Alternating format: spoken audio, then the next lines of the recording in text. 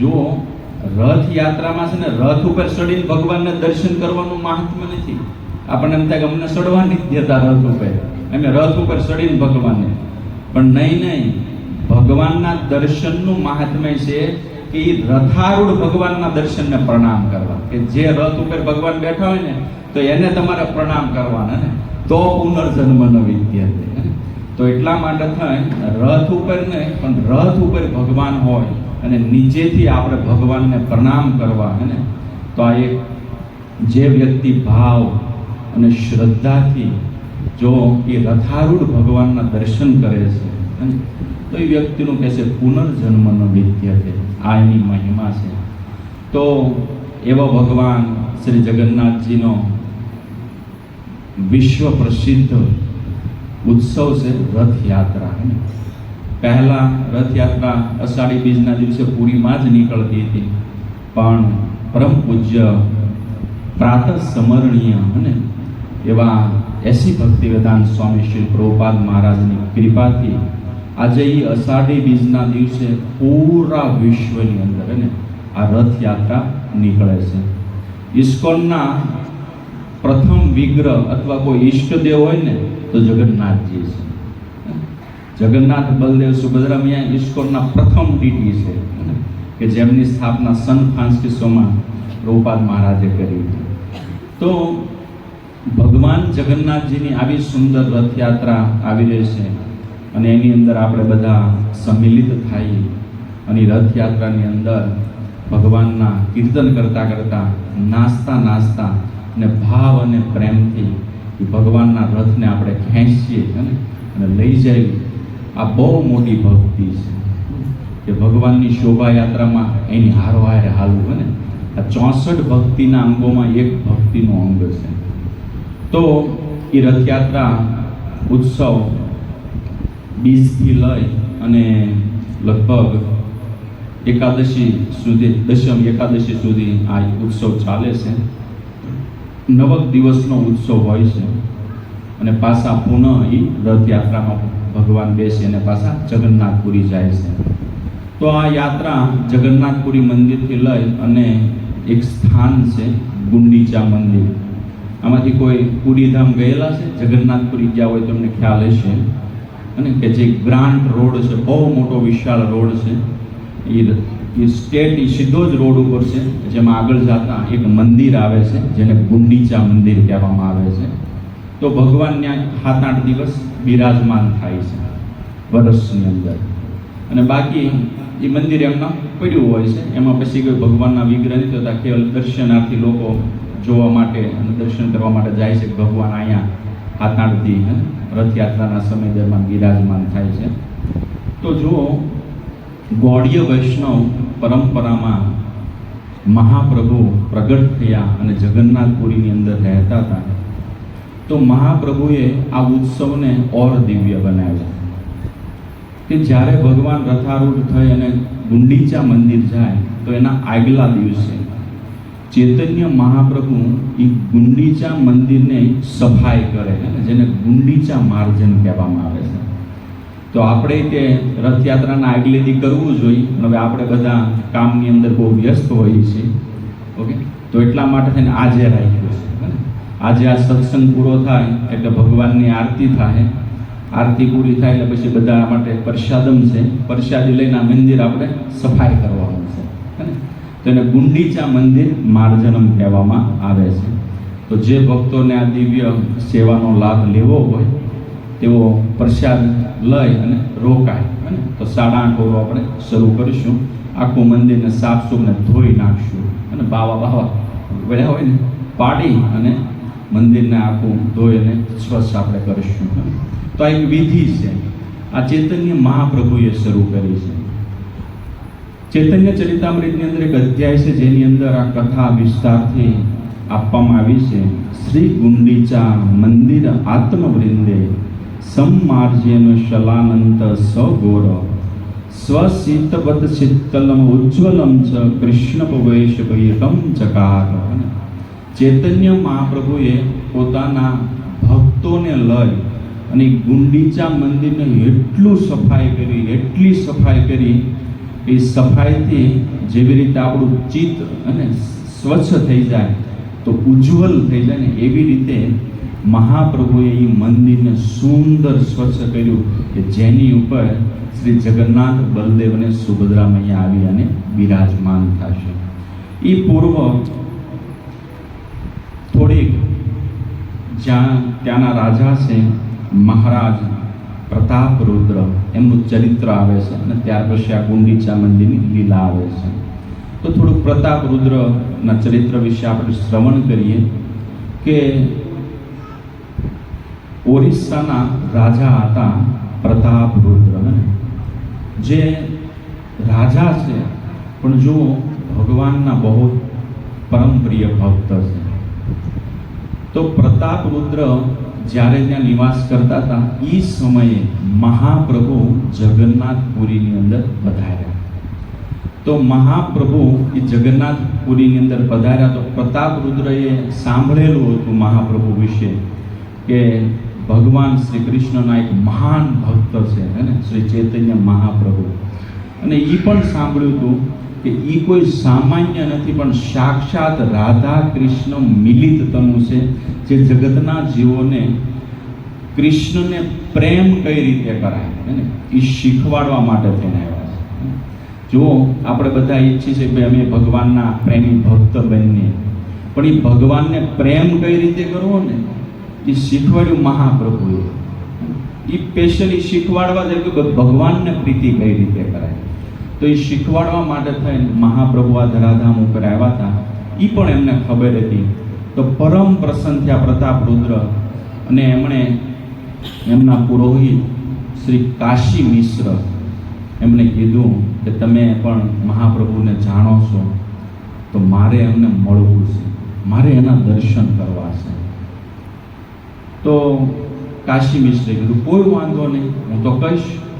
તો એમણે સાર્વભૌમ ભટ્ટાચાર્ય એ સમયના જગન્નાથપુરીના પ્રેસિડેન્ટ હતા ને, અત્યારની ભાષામાં કેમ આપણે અધ્યક્ષ કહીએ ને, પ્રેસિડેન્ટ. તો એ વખતે સાર્વભૌમ ભટ્ટાચાર્ય જગન્નાથપુરી મંદિરનો જે કાંઈ કાર્યભાર છે એ સંભાળતા હતા. તો એમને વાત કરી કાશી મિશ્રે કે મહાપ્રભુને મળવું છે, અને સાર્વભૌમ ભટ્ટાચાર્ય મહાપ્રભુને એમના ગાયઠા હતા એમને, અને એમની સેવાનો બધો કાર્યભાર પણ એ જોતા હતા. તો સાર્વભૌમ ભટ્ટાચાર્યએ કીધું કે મહાપ્રભુ મળશે તો નહીં, પણ છતાં હું વાત કરીશ. તો વાતમાંથી એમને વાત કરી, પણ મહાપ્રભુની વાત ઉપરથી સમજ્યા કે મળવા માંગતા નથી. તો રાજાને પત્ર લખ્યો કે એ મળશે નહીં ભાઈ, એ કોઈ મળતા નથી. તો ફરી પત્ર લખ્યો કે મારી અંદર તીવ્ર ઉત્કંઠા છે મહાપ્રભુના દર્શન કરવાની, અને જો મહાપ્રભુ મને દર્શન નહીં દે ને તો મારા પ્રાણ પણ હું ત્યાગી દેશે ને, એટલી મને ઉત્કંઠા છે. વળી પત્ર લખ્યો. તો પહેલા પત્રમાં લખ્યું હતું સાર્વભૌમ ભટ્ટાચાર્ય ભાઈ મહાપ્રભુ કોઈ રાજાને મળતા નથી, કારણ કે સંન્યાસી છે, અને કોઈ સ્ત્રીને પણ નથી મળતા. પણ પ્રતાપરુદ્રએ ફરીને પત્ર લખ્યો. તો સાર્વભૌમ ભટ્ટાચાર્યએ શ્રી નિત્યાનંદ પ્રભુ, રામાનંદ રાય, સ્વરૂપ, દામોદર ઇત્યાદિને પત્ર વચાવ્યો. જુઓ તો પ્રતાપરુદ્રની આ ઈચ્છા છે. તો બધા લોકોએ, ભક્તોએ નક્કી કર્યું કે આવો પ્રેમી ભગત મેં જોયો નથી, પણ મહાપ્રભુ હું કામ એને મળવા નથી માગતા.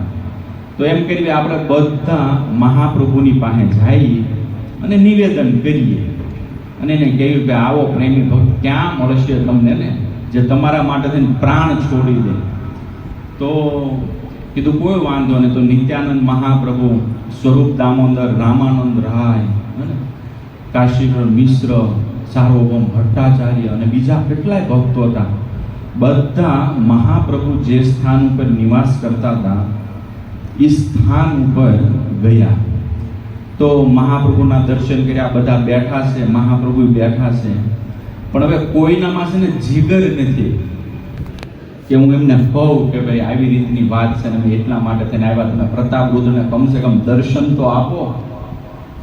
તો કોઈ કાંઈ કહેતા નથી, પણ ભગવાન તો અંતર્યામી છે, એ જાણી ગયા અને એને કીધું કે તમે બધા આવ્યા છો, પણ તમારે મને કંઈક કહેવું છે, પણ તમે કહેતા નથી.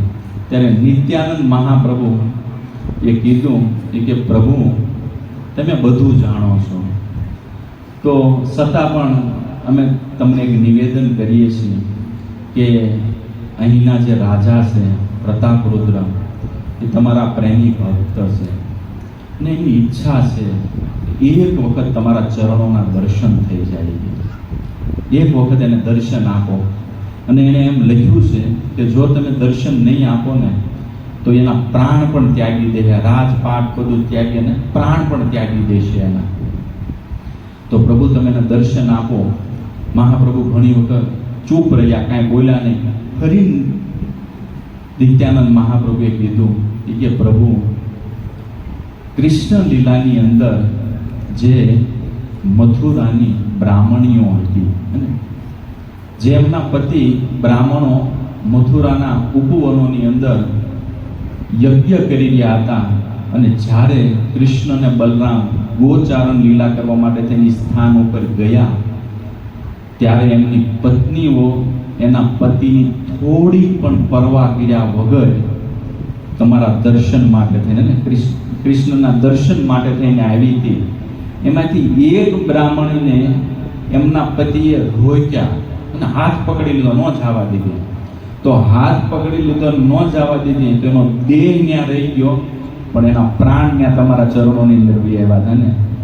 તો એવી રીતે આ પ્રતાપરુદ્ર પણ તમારો પ્રેમી ભક્ત છે. જો તમે દર્શન નહીં દો તો એનો દેહનો ત્યાગ કરી નાખશે. છતાં મહાપ્રભુએ કીધું કે જો ભક્તો, હું સંન્યાસ આશ્રમમાં છું અને સંન્યાસીનો ધર્મ છે કે કોઈ સ્ત્રીને નથી મળતા. સ્ત્રીમાં જે કોઈ બાળકી હોય ને તો બાળકીનો પણ એ સ્પર્શ કરતા નથી. આ સંન્યાસીનો ધર્મ છે.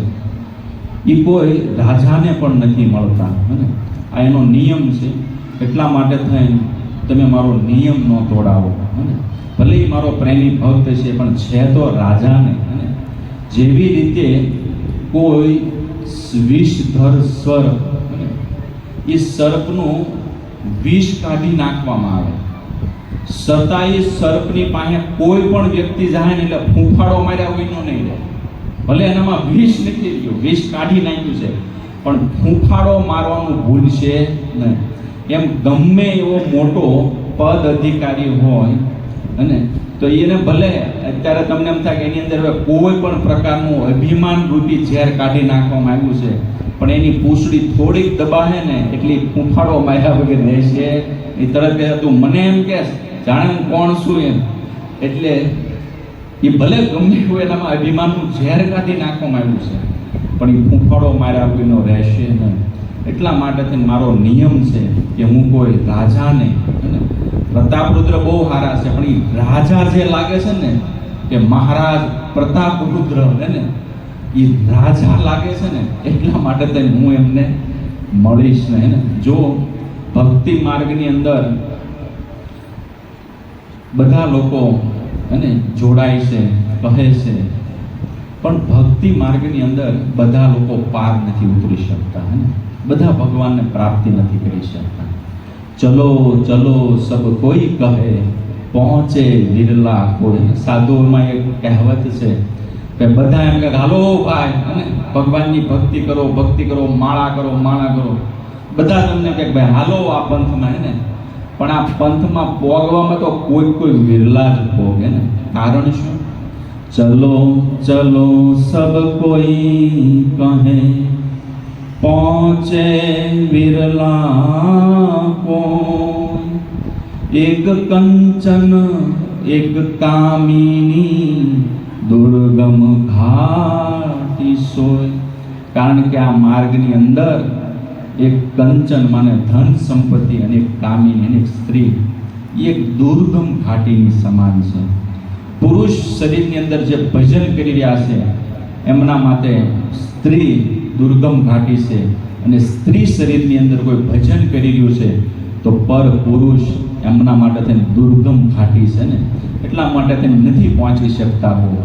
તો મહાપ્રભુનો કહેવાનો અભિપ્રાય હતો કે ભાઈ જુઓ, ભક્તિ માર્ગની અંદર મેં સંન્યાસ આશ્રમ લીધો છે ને, કાલ થોડું કઈ તે જો કાંઈક મારે થશે ને, કોઈને મારે સ્પર્શ થવાઈ જાય છે અને તો લોકો મને મારી નિંદા કરશે. અને શુક્લ વસ્ત્રની અંદર અને શ્વેત વસ્ત્ર પહેર્યા હોય અને એની અંદર એક કાળો ડાઘે થોડો પડે ને, પછી એને છુપાવો હોય ને તો તમે છુપાવી ન શકો. અને ગમે એટલો છુપાવવાની કોશિશ કરો ને, પણ એ કાળા ડાઘને તમે છુપાવી ન શકો. મહાપ્રભુ એના બહુ સુંદર ચરિત્ર લાંબુ છે, શ્લોકમાં વર્ણન છે, પણ એવો સમય નથી એટલા માટે તેને સાર કર્યો છે. મહાપ્રભુએ કીધું કે જુઓ ભક્તો, વિશ્વામિત્રજી અને નારદજીએ પોતાના ચરિત્રથી જગતને શિક્ષાઓ આપી છે ને. તમે વિશ્વામિત્ર જેણે 60,000 વર્ષ સુધી કેટલી દારૂણ તપ કર્યું, પણ એક મેનકાને એની સમાધિ 60,000 વર્ષની જે તપસ્યા હતી ને, મિટ્ટીમાં મેલાવી દીધી.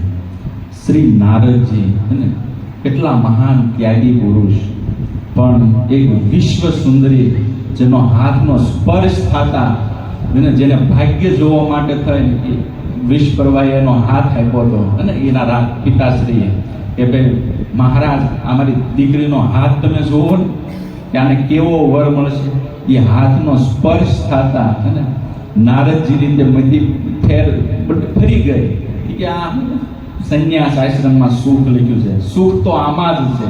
અને તરત બારા જઈ અને ભગવાનનું સ્મરણ કર્યું અને ભગવાન તરત પ્રગટે થઈ ગયા અને ભગવાનને પ્રાર્થના કરી કે પ્રભુ, આ વિશ્વ મોહિની છે ને, એ મળી જાય બસ મને.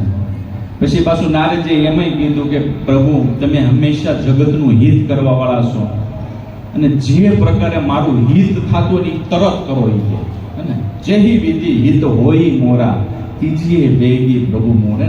એ કે હે પ્રભુ, જે પ્રકારે મારું હિત થતું હોય ને એ તરત આપ કરો. તો ભગવાને કીધું કોઈ વાંધો નહીં, કરું થારું.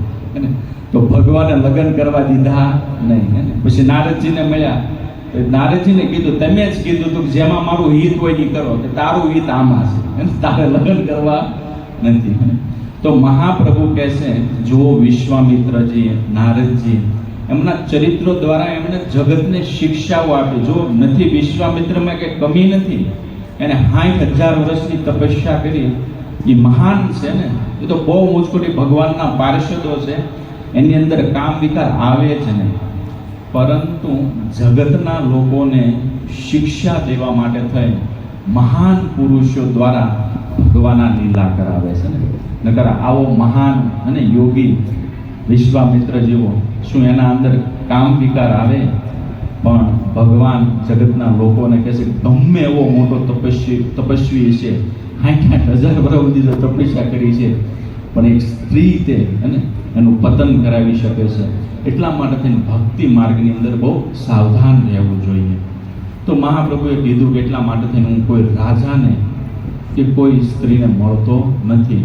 પણ જ્યારે તમે બધા બહુ જો મને કહેતા હોય ને, રાજા જો પ્રાણ ત્યાગી દેવા જ માગતા હોય ને, તો એમ કરો કે આત્મવે જાય તે પુત્ર કે વ્યક્તિનો પુત્ર પણ એનું જ સ્વરૂપ કહેવાય છે. તો એમ કરો કે એના છોકરા લાવો, એને આલિંગન આપીશ, એને હું દર્શન આપીશ.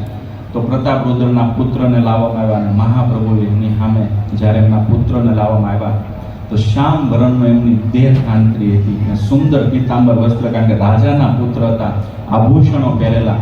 મહાપ્રભુએ એને બાથમાં લઈને આલિંગન કર્યું. મહાપ્રભુને એમ હતું કે મને કૃષ્ણના દર્શન થયા હોય ને, એટલી સ્મૃતિ થઈ આવી એના રૂપ ઉપરથી. અને જ્યારે આલિંગન કર્યું ત્યારે રાજાના પુત્રની અંદર પણ ભાવ વિકાર આવવા મળ્યા, રોમાંચ કંપાસુ તરંગ ભાજો થવા મળ્યો. અને જ્યારે એ ઘરે પાછો આવ્યો એમનો પુત્ર, તો પ્રતાપરુદ્ર એમના પુત્રને આલિંગન કર્યું. એને તો ઓહો, આ મારો પુત્ર ભગવાનને આલિંગન કરીને આવ્યો છે અને હું એને આલિંગન કરું છું, એટલે જે ભગવાનને આલિંગન કર્યું ને એટલું સુખ મને મળ્યું. તો જો એ પ્રતાપરુદ્રને મહાપ્રભુએ પછી દર્શન ન દીધા, અને કારણ કે એનો નિયમ હતો, પણ એ જ પ્રતાપરુદ્રએ મહાપ્રભુને પણ વશમાં કરી લીધા. કયા કારણે? સેવા કરીને. જ્યારે પછી રથયાત્રાનો સમય આવ્યો અને એ સમયમાં જ્યારે રથયાત્રાની આગળ જ્યારે મહારાજ પ્રતાપરુદ્ર ઝાડુ મારતા હતા હે ને, એ ઝાડુ જોઈ અને મહાપ્રભુનું હૃદય પીગળી ગયું ને ઓહો ને કેટલો ઊંચ કોટીનો આ ભક્ત છે, રાજા હોવા છતાં પોતાનો વેશનો ત્યાગ કરીને એક સાધારણ વસ્ત્ર પહેરી અને જગન્નાથજીને સામે ઝાડુ મારી રહ્યો છે ને, અને પછી એની ઉપર મહાપ્રભુએ કૃપા કરી અને એને આલિંગન આપ્યું હતું પ્રતાપરુદ્રને. તો જુઓ, પ્રતાપરુદ્રએ પણ મહાપ્રભુને વશમાં કરી લીધા સેવાથી. તો સેવા એક એવું ભગવાનને વશમાં કરવાનું એક સાધન છે. એટલે જ્યારે પણ આપણને સેવા મળે ને, ભગવાનની સેવા, તો એ સેવાને આપણે ન છોડવી જોઈએ. એ સેવાથી ભગવાન પણ વશમાં થઈ જાય. અને સેવા મળવીને આ બહુ દુર્લભ વસ્તુ છે. લોકો આને સમજતા નથી, પણ શાસ્ત્રોનું જેમણે અધ્યયન કર્યું છે, જેમણે શાસ્ત્રમાં જે પ્રસંગો આપવામાં આવ્યા છે એને તમે ડીપથી એને અધ્યયન કરો ને તો ખબર પડે કે ભાઈ સેવામાં શું તાકાત છે. શ્રી શ્યામાનંદ પ્રભુ અને દુઃખી કૃષ્ણદાસ, જેનું નામ પશું પડ્યું શ્યામાનંદ, પ્રસંગ બહુ મોટો છે. ઘણી વખત હું આ સેવાના પ્રસંગમાં એ સ્મરણ તમને કરાવું, પણ ખાલી યાદ કરાવું. એ દુઃખી કૃષ્ણદાસ જીવ ગોસ્વામીના શરણમાં આવી ગયા ભાગવત અધ્યયન માટે, અને જીવ ગોસ્વામી એને સેવા આપી કે ભાઈ તું મારી આગળ ભાગવત અધ્યયન કરવા માટે તને વિદ્યાલયમાં તો આવ્યો, પણ આનો નિયમ છે કે સેવા કરવી જોઈએ. તો કે ગુરુદેવ કઈ સેવા? એ કે રોજ સવારે બ્રહ્મ મુહૂર્તમાં જઈને છે ને સેવા કુંડ છે ને એમાં ઝાડુ લગાવવાનું. જો એ સેવા ઝાડુ લગાવવાની જ આપી ને, અત્યારે તમને એમ કીધું કે રોજ સવારે ઝાડુ મારવાનું, તમને હું ભલામણા એક બીજી સેવા દેવાય ને, અમને કંઈક ગાવાની દેવી હતી ને, કંઈક બીજી તમારે આ ઝાડુ મારવાની સેવા અમને આપી. પણ સેવા સેવા છે, મોટી હોય કે નાની હોય. ભગવાન તો તુચ્છમાં તુચ્છ સેવા હોય ને એનાથી વધારે પ્રસન્ન થઈ જશે નાનીમાં નાની સેવા છે.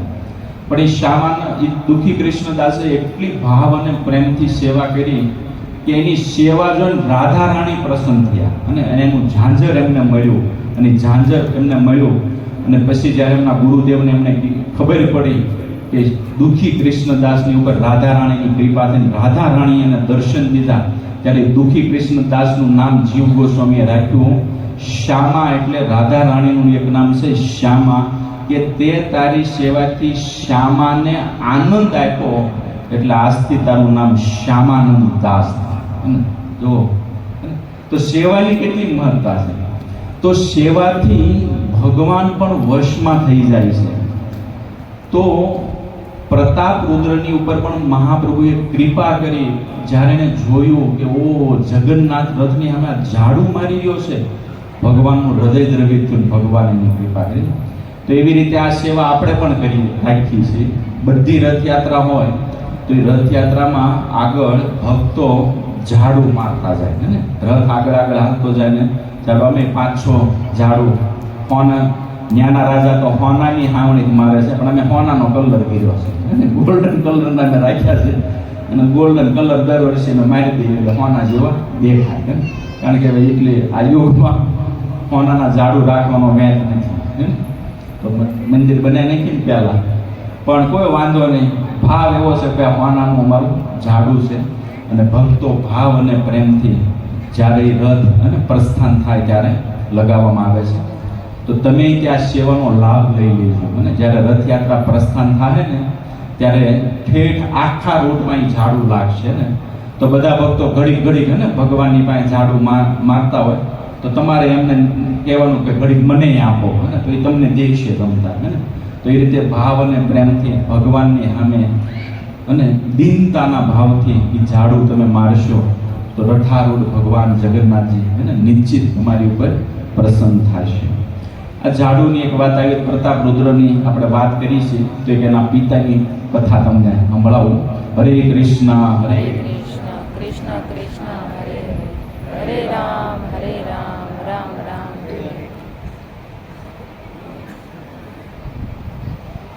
પ્રતાપરુદ્રના પિતા શ્રી પુરુષોત્તમ ઝાના ઓડિશાના રાજા છે. ભગવાન જગન્નાથજીના અનન્ય સેવક છે. પરંપરા વર્ષોથી ચાલે છે કે જ્યારે પણ રથયાત્રા હોય ત્યારે ત્યાંના રાજ પરિવાર ભગવાનની સામે પોતાના રાજસી વેશનો ત્યાગ કરી ને સાધારણ વસ્ત્ર ધારણ કરી અને ભગવાનની સામે ઝાડુ મારે. આ નિયમ પહેલેથી આવ્યો આવે છે. તો પુરુષોત્તમ જાના જ્યારે યુવાન હતા તો એમની વેશની વાત હાલતી હતી દક્ષિણમાં વિદ્યાનગરના રાજાની કુંવરી સાથે. એની વાત હાલતી હતી અને વ્યવહાર નક્કી થાય એવી સ્થિતિ પર આવી ગયું હતું અને એ લોકોએ કીધું હતું કે કોઈ વાંધો નહીં, અમે આવશું ત્યાં, ઓરિસ્સા પધારશું અને મળશું અને એ વખતે રૂપિયો નાળિયેર અમે દઈશું, તમે પરિવાર સાથે તમારે અમે ત્યાં આવશો, આવું વિદ્યાનગરના રાજાએ કીધેલું. પણ કઈ તિથિ આવશું એ નહોતું કીધું. તો વિદ્યાનગરના રાજા અને એમની દીકરી બધા આવ્યા ખરા, પણ એ દિવસે આવ્યા જે દિવસે રથયાત્રાનો દિવસ હતો. તો ત્યાં આવ્યા એમના મંત્રીઓની સાથે, કોઈ ખબર નથી કે આવ્યા છે. અને આણકોર પુરુષોત્તમ જાના પોતાનો રાજસી વેશનો ત્યાગ કરીને સાધારણ વસ્ત્ર પહેરી અને ભગવાન જગન્નાથના રથની સામે ઝાડુ મારે ને. અને મંત્રીએ બતાવ્યો કે આપણી દીકરી જે રાજકુંવરીને આપણા લગ્ન કરવાના છે, જો ઓલો ખાવણીથી વાળે છે ને એ રાજકુમાર છે, કુમાર છે અહીંના ઓરિસ્સાના, એની હારે આપણે કરવાના છે. તો વિદ્યાનગરના રાજાને ભાઈ છોકરો તો ગમી ગયો, અરે બહુ રૂપાળો છોકરો છે, પણ એક ઝાડુદાર છે, ઝાડુ મારે છે, તો ઝાડુદારની હારે મારી દીકરી પરણાવીશ નહીં. એમ કરીને એ બધા ન્યાયથી જ પાછા વહી ગયા. રાજાને એને કોઈને મળ્યા નહીં, ન્યાયથી પાછા વહી ગયા. થોડોક સમય વ્યતીત થયો એટલે પુરુષોત્તમ જાનાના પિતાએ કીધું પેલું વેવશાળની વાત આવી પછી કઈ આગળ હાલી નહીં વાત, હું જ કહ્યું એમ પૂછે ને તો મંત્રી કીધું તમે તપાસ તો કરો, વેવશાળની વાત હાલી હતી પછી હાલી નહીં. તો તપાસ કરતા સામેથી જવાબ આપ્યો કે ભાઈ અમે આવ્યા હતા ત્યાં, પણ તમારો છોકરો રથની સામે જ્યારે ઝાડુ મારતો હતો ને તો અમે જોઈ લીધા તમારા છોકરાના લક્ષણ, એનામાં થોડાક ક્ષત્રિયના લક્ષણ છે નહીં, એટલા માટે થઈને અમારી દીકરી અમે પરણાવશું નહીં. ભલે તમારી પાસે ધન સંપત્તિ બધું છે, છોકરો રૂપાળો છે, પણ જે કુળના ગુણ હોવા જોઈએ ને એ ગુણ છે નહીં, એટલા માટે થઈને અમે નહીં પરણાવી. પુરુષોત્તમ જાના ક્ષત્રિય વંશ અને ગરમ લોહી સમાચાર સાંભળ્યા એટલે એમ થયું કે આ તો અમારા રાજ્યનું અપમાન છે, યુદ્ધ કરશું અમે. અને તરત નિર્ણય કરી લીધો અને ચડાઈ કરી. હવે જુઓ, પુરુષોત્તમ જાના એ ભગવાન જગન્નાથજીના અનન્ય સેવક છે, પણ ક્યારે જોશમાં નથી કહેતા કે જોશમાં ક્યારેક હોશ ખોઈ દે વ્યક્તિ. જોશમાં એને પોતે નિર્ણય લઈ લીધો કે યુદ્ધની ચડાઈ કરીશું. ભગવાનના અનન્ય ઉપાસક હતા, પણ ભગવાનને યાદ કર્યા નહીં અને એમ નામ વહી ગયા. તો જે ભગવાન પ્રત્યે જે એમની અનન્યતા હતી ને એ અનન્યતા તૂટી ગઈ.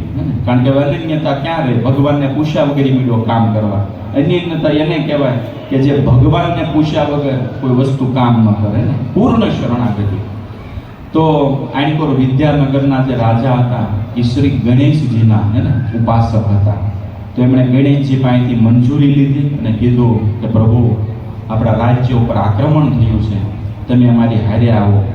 અને તો ગણેશજીએ એમનો સાથ આપ્યો અને યુદ્ધ થયું. એમાં પુરુષોત્તમ જાનાની પરાજય થઈ. અને પુરુષોત્તમ દેવની જ્યારે પરાજય થઈ તો બચા કુશા સૈનિકોની પાસે લઈ અને પાછા આવ્યા. પુરુષોત્તમ જાના ઘરે ન ગયા, પણ સીધા જગન્નાથજીના મંદિરે ગયા અને જય અને તલવારનો ઘા કર્યો. એ કે પ્રભુ, હું તમારો અનન્ય સેવક છું અને તમે મારી લાજ ન રાખી. આજ મારે યુદ્ધમાં પરાજયનો સામનો કરવો પડ્યો. હું આમાં હું તમારો સેવક, આપણે હારી ગયા, તમારી લાજ ગઈ છે. તો ભગવાનના અનન્ય સેવક ભગવાને એને દર્શન દીધા સપનામાં. રાતે એને કીધું, ભલા માણા, યુદ્ધ કરવા જવાનું તો ત્યારે જ મને પૂછ્યું નહીં કે ભાઈ હું યુદ્ધ કરવા જાઉં છું, કે હું ના પાડેલી કે તારે કમસે કમ મને કહેવું તો જોઈએ ને કે ભાઈ યુદ્ધ કરવા જાઉં છું, હાલો મારી હારે. તો હું આવે જ કે, પણ તમને બહુ અભિમાન હતું. કે ભાઈ હું મારા બાહુબળથી જીતી લઈશ. કોઈ વાંધો નહીં, હાલો ફેરીને કરો તમ તારી, અમે હારી, હું હારે આવીશ અને હું આવીશ ને એનું પ્રમાણ પણ તમને મળી જશે. તો પુરુષોત્તમ જાને કીધું કોઈ વાંધો નહીં. ભગવાને કીધું ફરીને ચડાઈ કરી.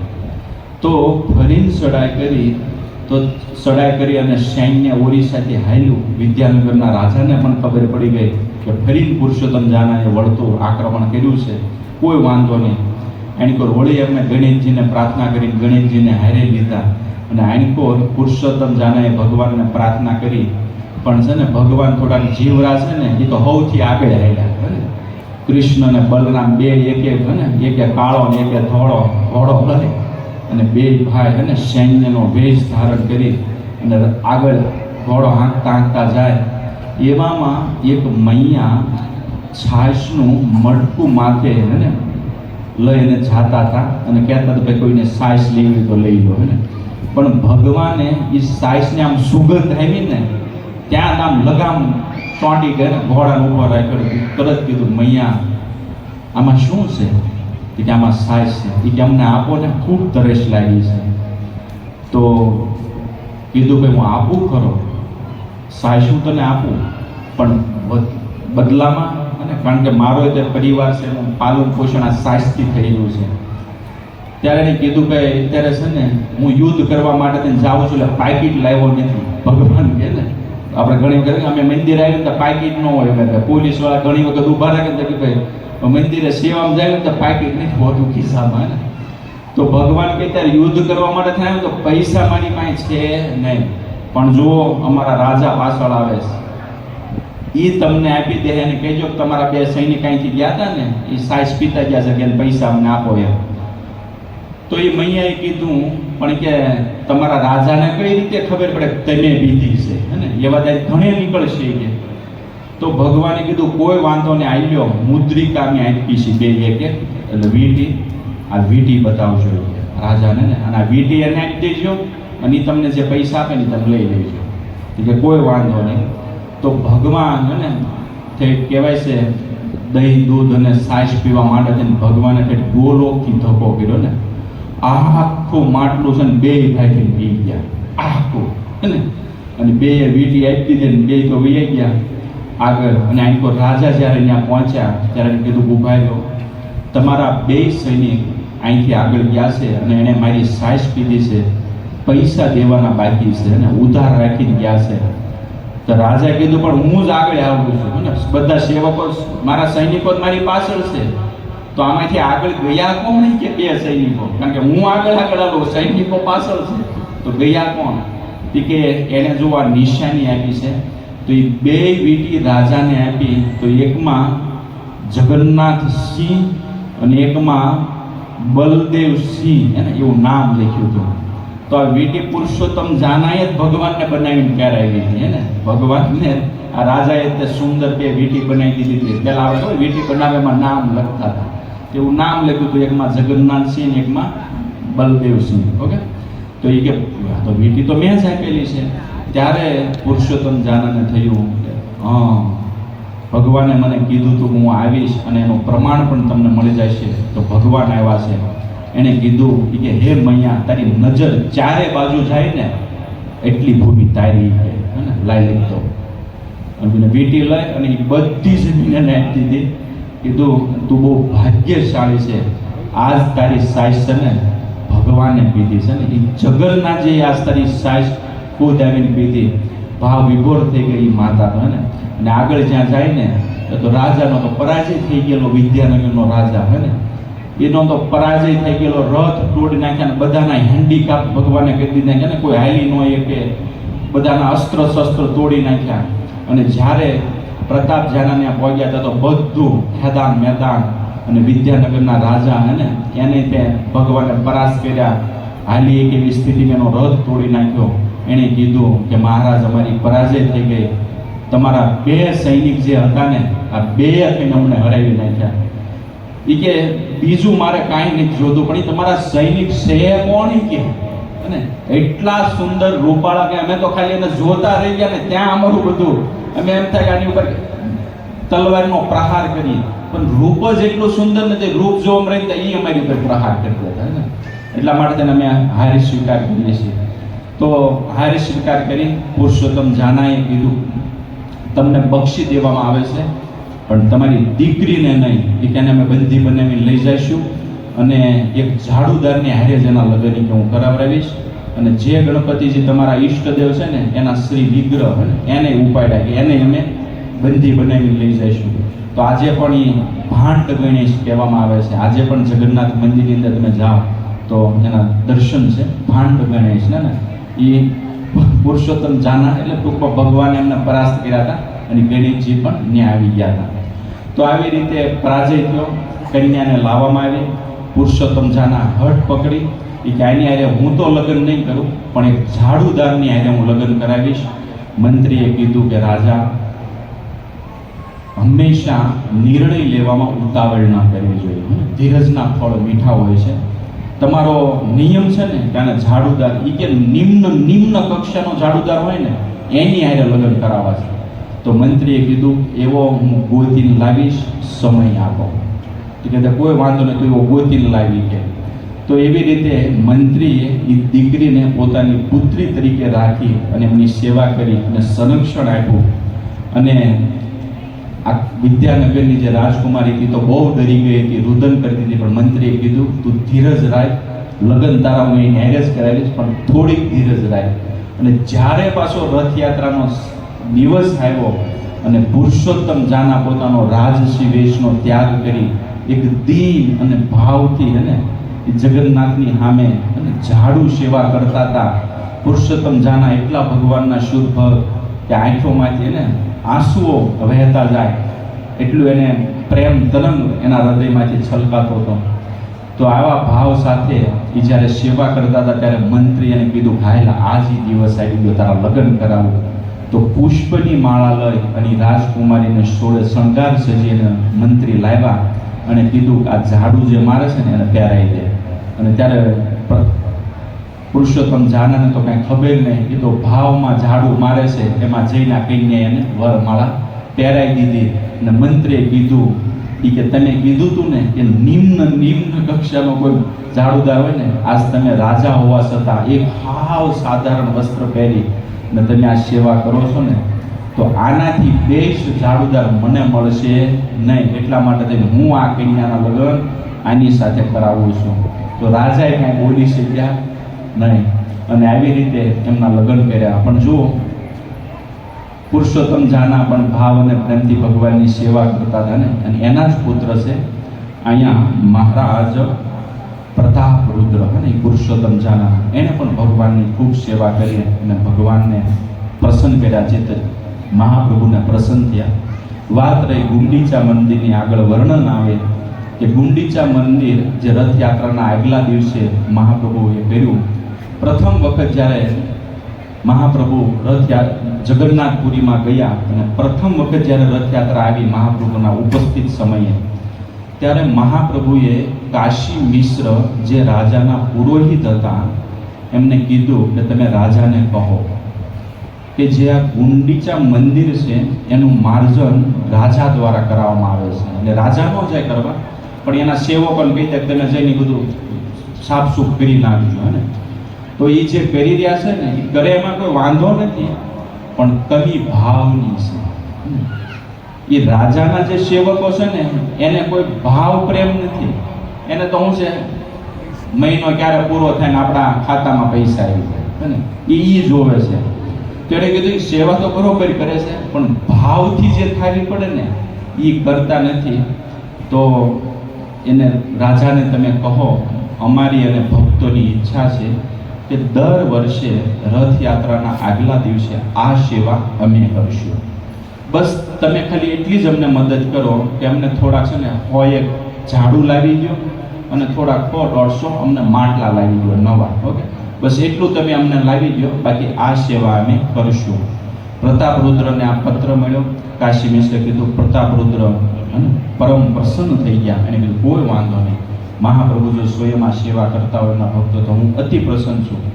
નિર્ણય તરત પાસ કરી દીધો અને 100 ઝાડુ અને 100-150 માટલા આપ્યા પાણી લાવવા માટે થાય.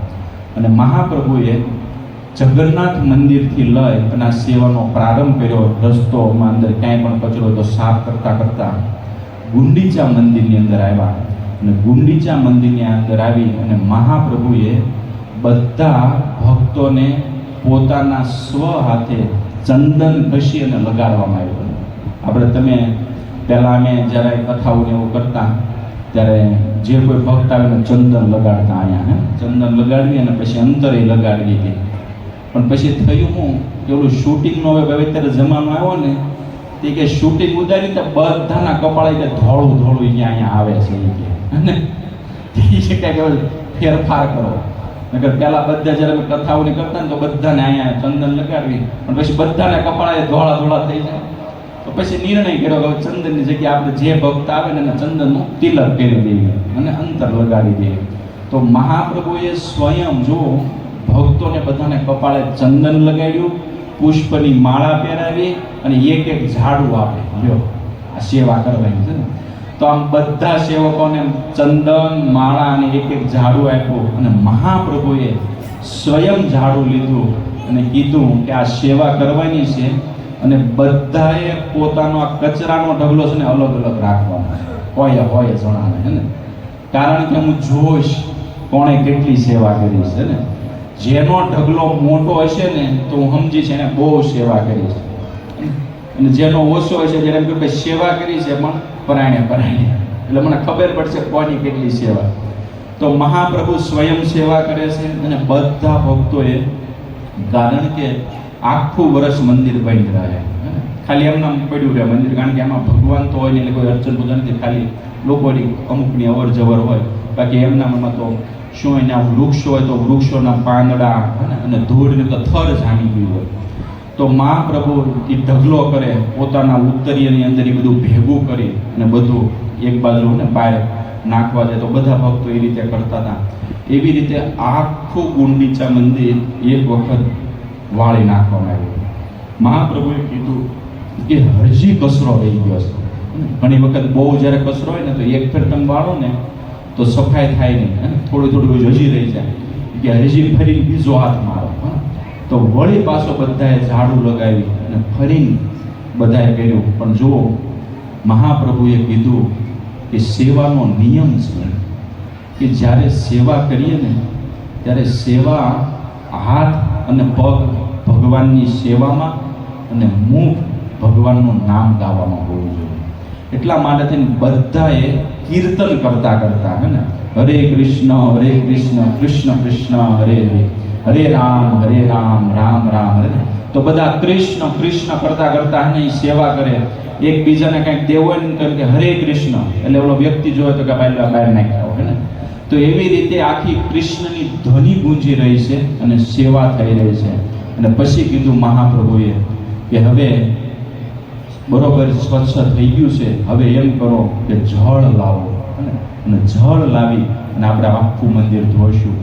તો બાજુમાં એક સરોવર છે જેને નરેન્દ્ર સરોવર કહેવાય ને, ત્યાંથી જળ લાવવામાં આવ્યું અને જળ લાવી અને આખા મંદિરને ધોવામાં આવ્યું. ને તો જળ લાવીને બધા ઘડા લાવે છે, કૃષ્ણ કૃષ્ણ બોલતા જાય. ક્યારેક એટલી ઉતાવળથી લાવવામાં એકબીજાનો ટકરાવ થાય તો ઘડો પડે તો ફૂટી જાય, તો નવા ઘડા ત્યાં આવતા જતા હતા ને સ્ટોકમાં.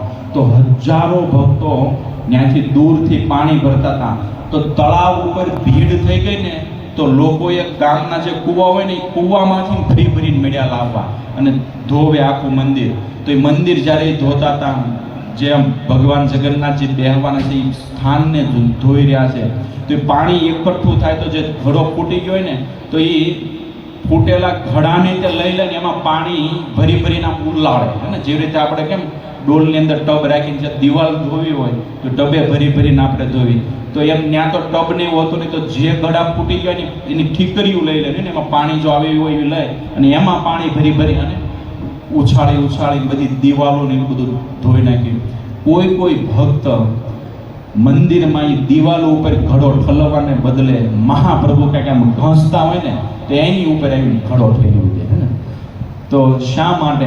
મહાપ્રભુ જે સ્થાન ઉપર છે તેના ચરણ કમળમાંથી જળ વહેતો આવે ને તો છાના માના ભક્તો એ જળને લઈ અને પાન કરતા રહેતા, કારણ કે ચરણામૃત, અને એટલા માટે તેને કોઈ ભગવાનની ઉપર પણ એ ઘડો ઠલવી દેતા હતા. પણ ભગવાનને ખબર પડી તો એક વિપ્ર બ્રાહ્મણને એમણે પકડ્યો અને કીધું સાર્વભૌમ ભટ્ટાચાર્યને, એ કે સાર્વભૌમ આ શું કરે તું જોતો કરો, એ કે મારી ઉપર પાણી નાખીને મારું ચરણામૃત લેશે, આને પાર કાઢી ગયા. ને તો ત્યાં એમને ઝટકાવવામાં આવ્યો, એ ભક્તને ખીજાણા, બહાર લઈ જવામાં આવ્યા. સાર્વભૌમ ભટ્ટાચાર્ય બહાર જઈને પ્રેમ કર્યો, તે બહુ સારું કામ કર્યું છે, એ બદલ અમને બધાને ચરણામૃત મળ્યું. ભલે તને એકને મહાપ્રભુ ખીજાણા, પણ તું છે ને ખોટું ન લગાડતો એમ બહાર સમજાયો, તે કર્યું. ભલે તને મહાપ્રભુ ખીજાણા, પણ બહુ સારું કામ કર્યું છે. પણ હમણાં મહાપ્રભુને અમે મનવી લઈશું, અમે હું કહું ત્યારે તું અંદર આવજે, એટલે મહાપ્રભુ તને આલિંગન આપશે, છે ને. તો મહાપ્રભુને કીધું અંદર. પછી મહિનામાં મહાપ્રભુ પરમ પ્રસન્ન થઈ ગયા. મહાપ્રભુનો ભાવ એ હતો કે હું એવો વ્યક્તિ નથી કે મારું ચરણામૃત પીવે, ને જો એનો ભાવ બહુ ઊંચો હતો. ચરણામૃત તો હંમેશા કોઈ મહદ પુરુષ અને ભગવાનનું પાન કરવું જોઈએ, અમારી જેવા તુચ્છ જીવનું ન કરવું જોઈએ, ને આ પાપમાં પડશે. એટલા માટે મહાપ્રભુએ લોકને શિક્ષા દેવા માટે કર્યું. અને વાત પણ સાચી છે કે હંમેશા મહદ પુરુષો જ્યારે ઘરે આવે ત્યારે આપણેનો ચરણ છે ને, પહેલાંનો નિયમ છે કે એમનું પગ ધોવામાં આવતા, હે ને, તેનું ચરણ પખાલેલું એ પ્રસાદી રૂપે લેવામાં આવતું. પણ એમાં પણ નિયમ છે કે જો એ મહાન પુરુષની ઈચ્છા ન હોય તો આ કાર્ય ન કરવું જોઈએ, ને નકર ઉલમાંથી શૂન્યમાં પડ્યું. હે ને, એની ઈચ્છા હોય તો એને પરવાનગી લેવી જોઈએ, ને કે ભાઈ હા કરો તો કરાય, એમાંય વાંધો નથી. પણ એને જો ન ગમતું હોય ને તો એ કાર્ય કરવું જોઈએ નહીં. તો મહાપ્રભુ પછી પરમ પ્રસન્ન થયા, એ વ્યક્તિની ઉપર પણ કૃપા કરી.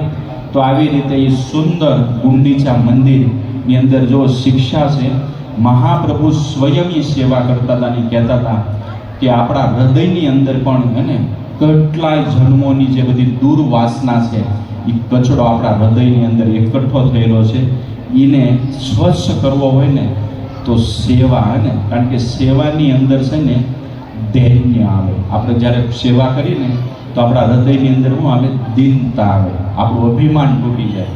અમારે અહીં સેવા લોકો ઘણા કરી રહ્યા છે, જે દર રવિવારે હે ને પુસ્તક વિતરણ કરવા માટે થઈ જાય, મંદિર માટે થઈને ડોનેશન લેવા માટે થઈને અમુક માતાજીઓ અને પ્રભુજી, અમારે નિકુંજ લીલા પ્રભુ અને અમારે પુરુષોત્તમ કૃષ્ણ પ્રભુ હે ને, એ બધા ભક્તોને લઈને જાય છે. જો એ બધા ભક્તોને અનુભવ છે હે ને કે ભાઈ સેવા એ ભગવાનની પ્રસન્નતા અર્થે કરી રહ્યા છે ને, તો ઘણી ફેર અમુક જગ્યાએ જાય ને આવો ભગત પણ થાય, આવો આવો આવો ને પછી ઘરે બેહીને તમને ઠંડા શરબતે પાય, આઈસ્ક્રીમ ખવડાવે. પણ ઘરે ઘરે જાઓ ને અમુક અમે તો કે હું આયલી નીકળ્યા છો, સાની મહિનાના 2 તબર ગાળ્યું જીકે તમે, હે ને. તો જ્યારે ગાળ્યું દે ને ત્યારે જો તમે સહન કરી લો ને કે હા ગાય મળ્યા સેવા કરતા કોઈ વાંધો નહીં ભાઈ, હે ને. તો એ જો તમે સામો પ્રત્યુત્તર ન આપો કે સામો કોઈ વળતો જવાબ ન આપો તો તમારી અંદર દૈન્યતા છે. પણ જો તમને કંઈક કીધું તમે આમાં તડીંગા ગયા અને તો સમજી લેવું કે આપણી અંદર દૈન્યતા આવી નથી, હે ને. તો જો સેવાથી ધીમે ધીમે દૈન્યતા આવે. તો આ શીખવા માટે તેને આપણે ભક્તિ માર્ગની અંદર આગળ વધવું હોય તો સેવામાં દૈન્યતા રાખવી જોઈએ. સેવા કરવામાં કોક આપણને કંઈક કહી પણ જાય, હે ને, એ વ્યક્તિ પણ આપણે એમના વચનોને સહન કરવા, હે ને, કે ભાઈ ભગવાન એને પણ સદબુદ્ધિ આપે. અત્યારે તો બહુ સારું છે, જો કે એવું નથી કોઈ કરતા, પણ ઘણી જગ્યાએ ભાઈ અત્યારે આ સંસારની અંદર ને બધા અલગ અલગ પ્રકૃતિના અલગ અલગ લોકો રહે છે. તો ભાઈ કોક કાંઈ કહીએ દે ના, પણ આપણે એનું સહન કરવું જોઈએ, કોઈ વાંધો નહીં ભાઈ, ને ભગવાન એની મતિ એવી બનાવી છે. પણ આપણી ધર્મ છે કે ભાઈ અમારો સેવા અમે ગમે એ કરશો તો છોડશું નહીં. અને આવા દૈન્ય ભાવથી જ્યારે સેવા કરવામાં આવે તો નિશ્ચિત હૃદય પવિત્ર થાય છે. અને એવું પવિત્ર થયેલું દ્રવિત થયેલું હૃદયની અંદર જ અને કૃષ્ણ પ્રેમ ભક્તિનું અંકુર પેદા થાય છે, જન્મ લેશે, અને એ જ વ્યક્તિ આગળ જતા મહાન ભક્ત બની શકશે. તો આ સેવાનો ધર્મ છે. મહાપ્રભુએ સ્વયં ગુંડીચા મંદિરથી આ શિક્ષા બધા લોકો માટે થઈને પ્રદર્શિત કરી છે. શીખવાડ્યું છે કે કઈ રીતે સેવા કરવી જોઈએ. અને સેવા કરવી ત્યારે મહાપ્રભુએ કીધું એમ કે બીજી વાત કરતાં કરતાં ન કરવી જોઈએ, પણ ભગવાનના નામનું સ્મરણ કરવું જોઈએ. અને ભગવાનના નામનું સ્મરણ કરતાં કરતાં હંમેશા ભલે તમે જોડથી ન કરો, પણ મનની અંદર ભગવાનનું નામ લઈ અને સેવા કરવી જોઈએ ને, તો આનાથી આપણી સેવા ફળશે. તો આવી રીતે ભક્તિ પણ એવી રીતે જ કરવી જોઈએ કે આપણે ગમે એ કામ કરી રહ્યા છીએ, ઘરની અંદર તમે માતાઓ બધા ઘરનું કામ કરી રહ્યા છો, તો એવું નથી કે માળા ઉપર જ જપ કરવા જોઈએ હે ને, પણ આપણે નિયમ આપી દીધો કે 16 માળા થઈ ગઈ, તો એ પછી આપણે એમ ન કે હવે એક નામે લેવાનું થતું નથી. અગર ઘણાનો નિયમ 16 થઈ ગઈ બસ પૂરું, હવે એક વધારેનું લેવાનું થતું નથી, એવો નિયમ ન રાખવો જોઈએ. પણ જેટલું બને એટલું કામ કરતા કરતા તે ખાઈતે પીતે હે ને, ખાઈતે સુઈતે યથા તથા નામ લઈ, દેશ કાળ નિયમ નહીં સર્વ સિદ્ધિ હોય. મહાપ્રભુના વચનને હંમેશા યાદ રાખવા જોઈએ. ખાતા પીતા કામ કરતા કરતા હે ને, ભગવાનના નામનું સ્મરણ કરતા કરતા જો કાર્ય કરવામાં આવે ને, તો એ આપણું જે કાંઈ કર્મ છે ને, કેવલ કર્મ નથી રહેતા, પણ એ ભક્તિમય કર્મ થઈ જાય છે ને. તો એવી રીતે સુંદર અવસર છે. તો આજે પણ આપણને એ અવસર પ્રાપ્ત થવાનો છે, ગુંડીચા મંદિર માર્જન થવાનું છે.